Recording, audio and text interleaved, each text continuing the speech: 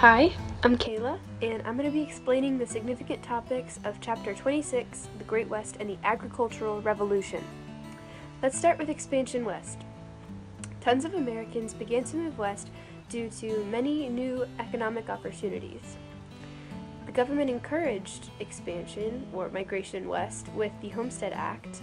It offered 160 acres of land for anyone who settled the land for 5 years. And another incentive to migrate west was the mining frontier. Famous spots was Comstock Lode in Nevada and Pikes Peak in Colorado. And actually about a half of the population of miners were immigrants. So as you can imagine, that caused some issues with nativism, which led to the Chinese Exclusion Act, which was the first major act to limit immigration based on race. So all this migration west resulted in industrialization. The growth of cities, particularly, meant a greater need for meat, which spawned the cattle industry in the west. It exploded.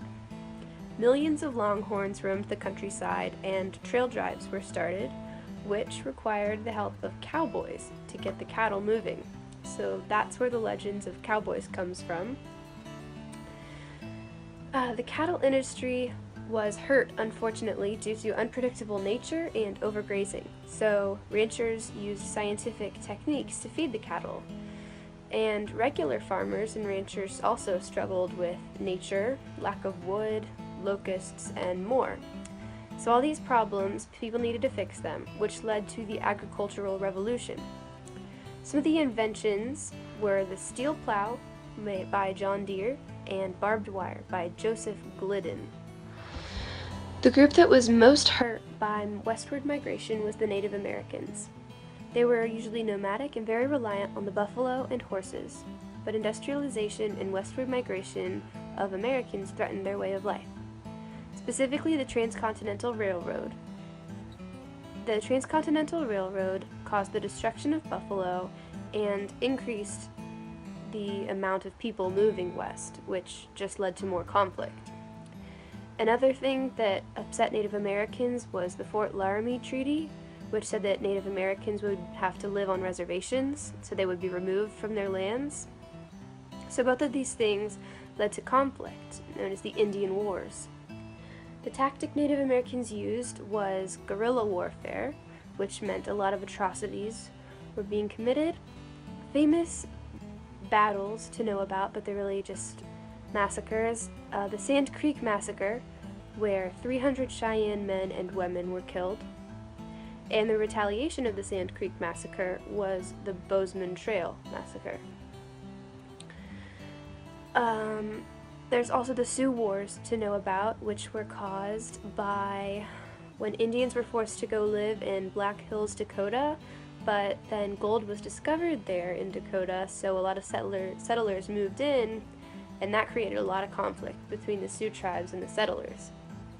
So famous people from those wars: Sitting Bull was the religious leader, and Crazy Horse was the leader for war, and they fought against Colonel Custer.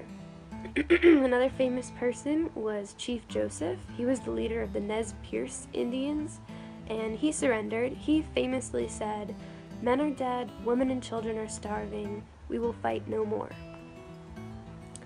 So after all attempts or all hopes for natives of regaining their land were lost, there were attempts at assimilation. Helen Hunt Jackson wrote A Century of Dishonor, which created a lot of sympathy for Native Americans and sparked many attempts at the assimilation or the Americanization of Native Americans. Specifically, the Dawes Severalty Act was meant to absorb them into American culture, but Indians still resisted. They began a cultural revolution known as the Ghost Dance, which they thought would return their tribes to prosperity, but unfortunately the Wounded Knee Massacre ended, again, all hope of regaining what they had. Finally, in 1934, way in the future, the Indian Reorganization Act reestablished their way of life. Another really important thing to know about is the closing of the frontier.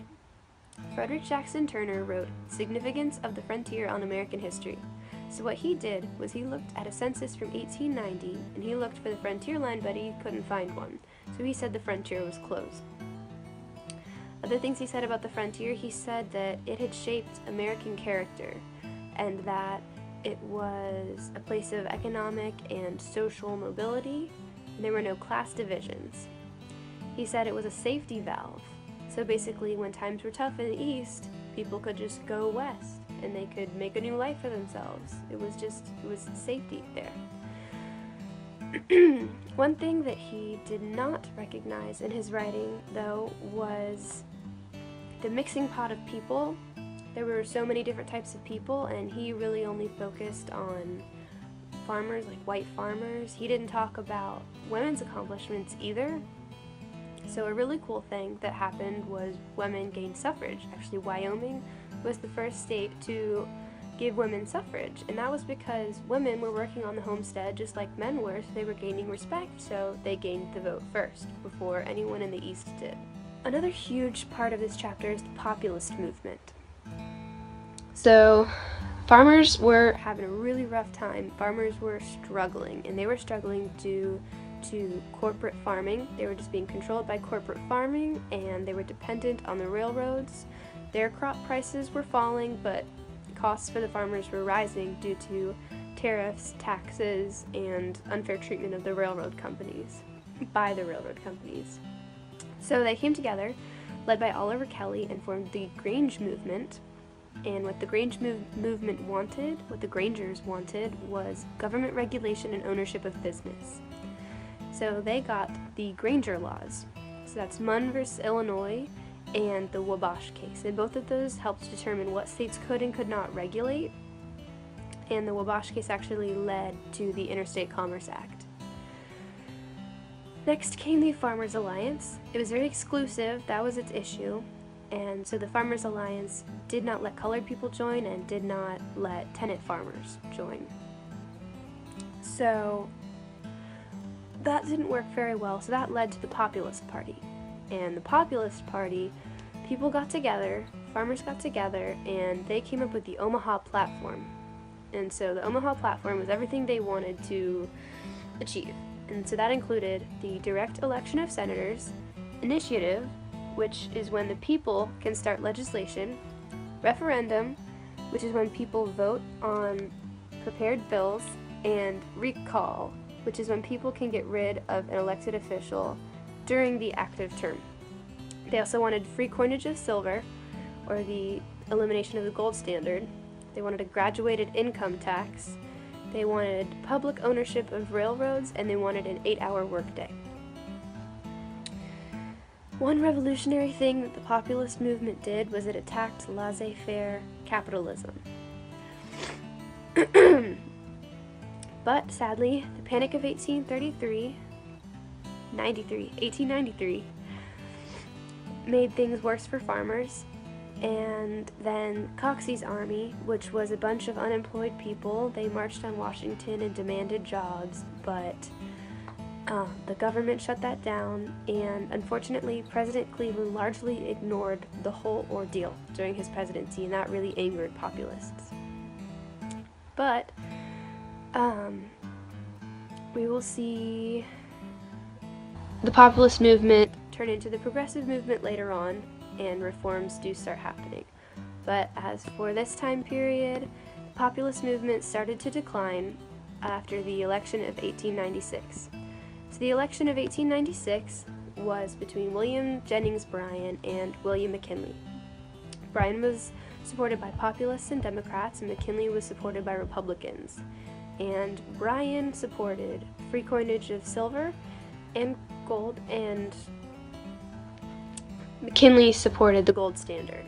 And so you'll see William Jennings Bryan had his famous Cross of Gold speech, and that stirred up a lot of controversy, and he got a lot of support from people, but McKinley won the election because of rising wheat prices at that time, made farmers less desperate, and employers told their employees that factories would close down if Bryan won. So Bryan lost the election, and after that, the Populist Party started to decline. But later on, it would lead to the progressive movement. And there you have it. That's chapter 26.